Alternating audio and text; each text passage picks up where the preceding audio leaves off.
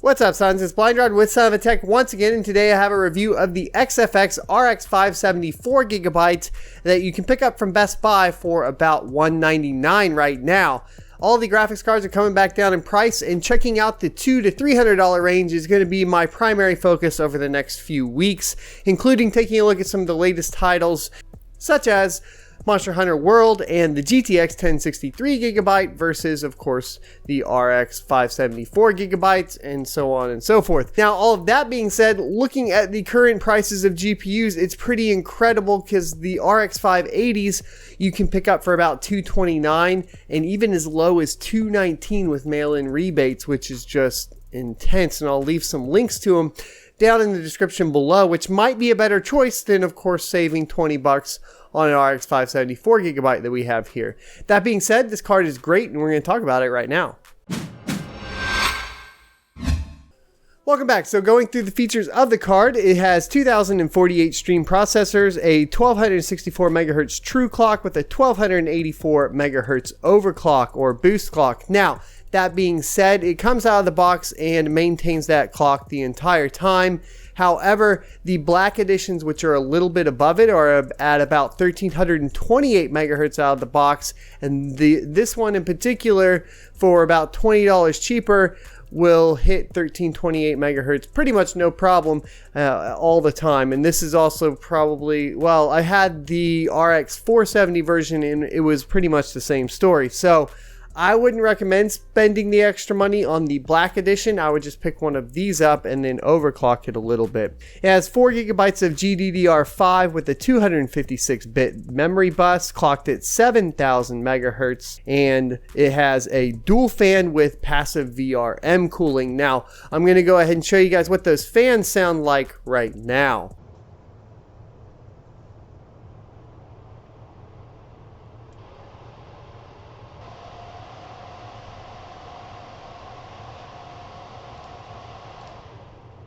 So once it gets up to that 80 to 100% range, it gets pretty loud. That being said, on extensive testing, I never had it actually turn all the way up to even 80%. The highest I ever got was about 60% during a session of Monster Hunter World, and what was super impressive there is that we were teetering right on that throttle point of 84 to 85 degrees Celsius, and the GPU clock never throttled, and the fan maintained itself at what I would consider a reasonable speed, around that 60%, sometimes going a little bit higher, trying to get a little closer to 70%, but not actually interrupting, of course, your play session, provided you're wearing, of course, headphones. It is loud enough, or audible, I should say, without headphones on. As far as power goes, it has a single 8-pin PCIe power, so you will need to take that into account before purchasing one of these. And taking a look at the kilowatt, the total system power, and you can check out the rest of the test bench parts up here in the corner. That being said, total system power draw was about 275 watts. Therefore, my recommended power supply is going to be around 500 watts if you're going to be planning on any overclocking. That includes, of course, overclocking on your CPU or GPU. But you guys are interested in the benchmarks, right? How well does this game? Well, let's hop right into it. Starting things off with Time Spy, the base benchmark. It scored a 3,860. Not too shabby for 1440p, or considering that this card is really a 1080p card, it's not really meant for 1440p. And it's way more at home in Firestrike, where it scored a 13,798, which is quite respectable, right in that GTX 970 range.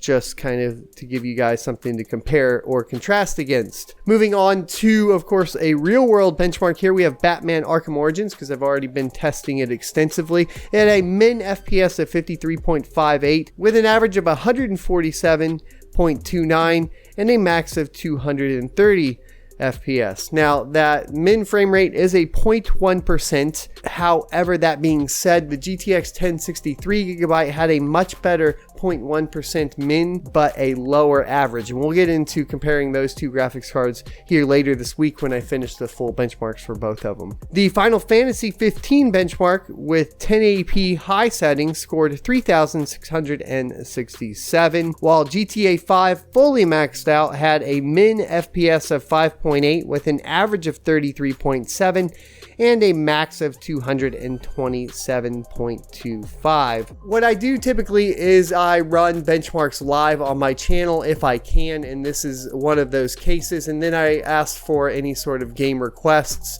It's hopefully one that I have installed, and the request this time for this particular card was going to be Quake Champions. So we booted up Quake Champions, and we actually ran the tutorial with an application called OCAT, and we pulled the frame rate with OCAT, which gives us all the time between frames. So I also have a time between frames plot chart here that you can see as well. But essentially, you were seeing 0.1% mins of 92 with an average of 115 frames per second at 1080p Ultra for Quake Champions. Now, this isn't going to put you in that range of 120 hertz monitor or staying locked around there. That being said, the larger the FreeSync range, the better. Now, this card does support FreeSync too, so there's some other caveats there. When buying a FreeSync monitor, just make sure you buy a good quality one. Now, my recommendation would probably be for this card and this game in particular, a 75 hertz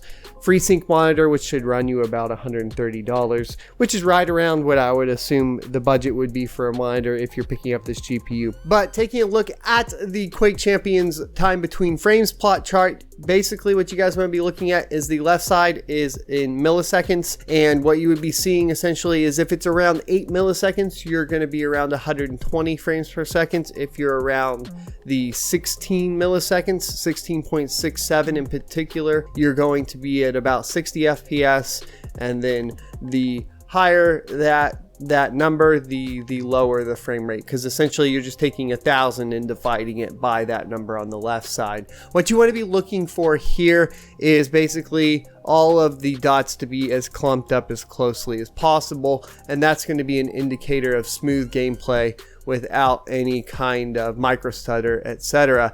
Now, if you had a whole bunch that were jumping up and down right after one another, then at that point you would want to be concerned about micro stutter, and that's a visual representation of that. This particular game had none of those issues. We did have some drops below 100 frames per second, and that's why I recommend probably sticking to that 75 hertz and just locking down with FreeSync to that. Finally, we did take a look at Superposition at 1080p on the highest setting. I think it's extreme or something like that, and we scored 2,356. Overall, it was a pleasure to revisit this card for gaming and not for mining, and the fact that you can pick it up for about $199 right now is the biggest deal about the RX 570 4GB. It showed some pretty impressive improvements since it originally launched, and definitely since the original launch of Polaris with the 400 series over the 470.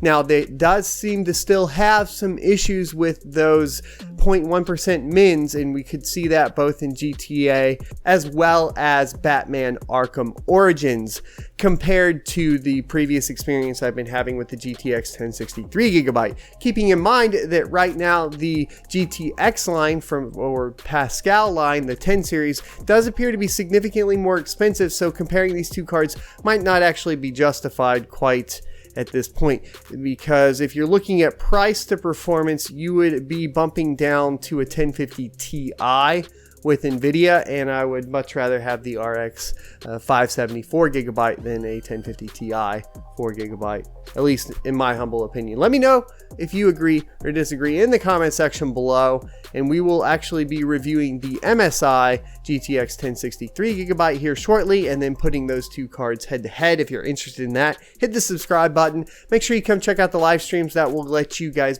basically be able to have both transparency on the benchmark runs and a little bit of say over what we're benchmarking. So all of that together, that's all I want to do, and I hope you guys enjoy this type of content.